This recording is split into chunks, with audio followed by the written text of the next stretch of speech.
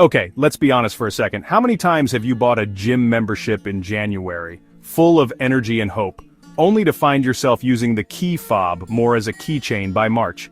Or what about that expensive, beautiful notebook you bought for your next big idea that's now just gathering dust on a shelf?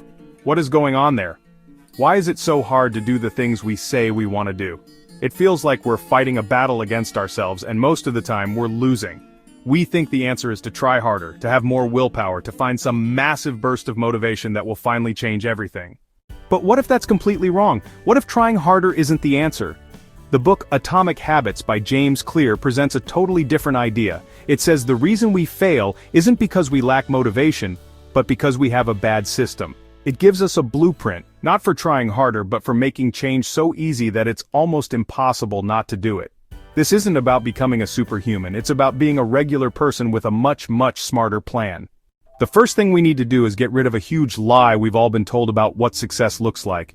We think success is a single, massive event, an overnight success story, a lottery win, but that's not how it works. Real change is slow, boring, and almost invisible. James Clear has this simple idea called the 1% rule. It says if you get just 1% better at something each day, you won't just be a little better after a year.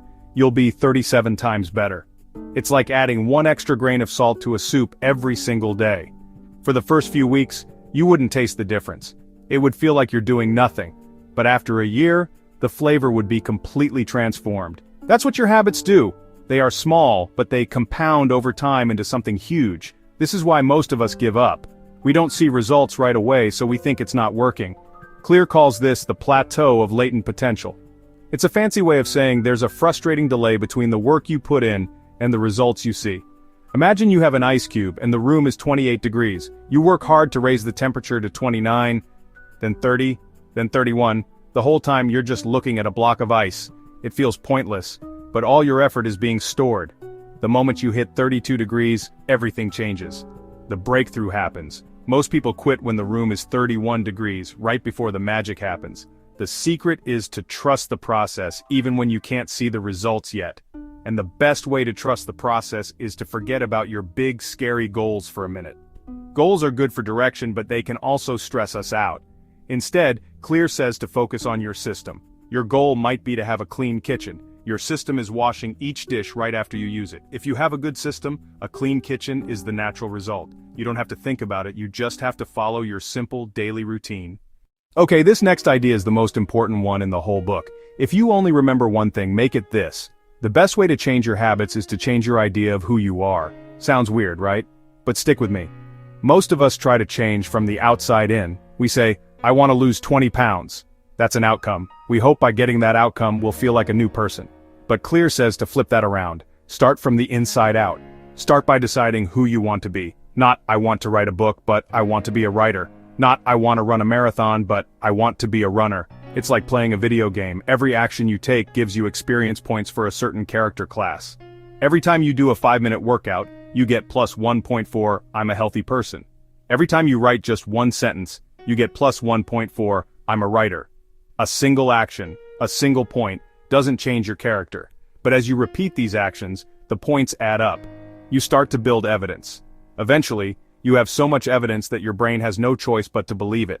You start to actually feel like a writer or a runner or a healthy person, and when you believe you're that type of person, you don't have to force yourself to do the habits anymore. You just do them because that's who you are. Every small habit becomes a vote for the person you are becoming. So, how do we start casting those votes, especially when we feel lazy or unmotivated?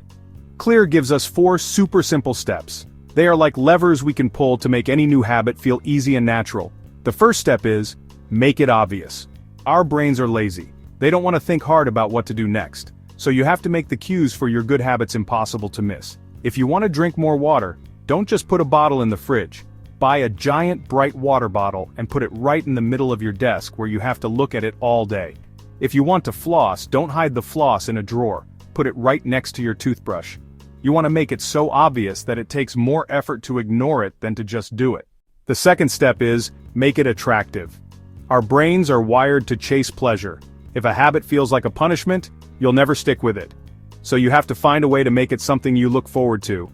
A cool trick for this is called temptation bundling. You link something you need to do with something you love to do. For example, maybe you need to start exercising but you love watching Netflix. The new rule is, you are only allowed to watch your favorite show while you're on the treadmill. Your brain will start to connect the treadmill with the pleasure of the show, and suddenly, you'll find yourself actually wanting to work out. The third step, and maybe the most important for starting, is make it easy. This is where we usually go wrong. We try to do too much too soon. The secret is the 2-minute rule.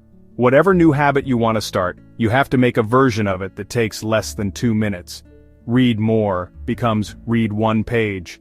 Learn Spanish becomes open my language app.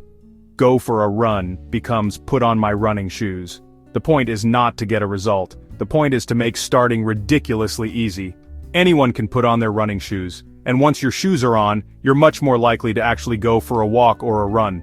Master the art of showing up first. You can worry about improving later. And the fourth and final step is, make it satisfying. Your brain loves to feel a sense of progress right away. The problem is, the rewards for good habits are usually in the future, so you have to create a small, immediate reward for yourself. The easiest way to do this is with a habit tracker. Get a calendar, and every day you do your habit, you get to draw a big fat X over that day. Seeing that chain of X's grow is incredibly satisfying. It's a little pat on the back for your brain that says, hey, we did it. That small, immediate feeling of success is what keeps you coming back the next day.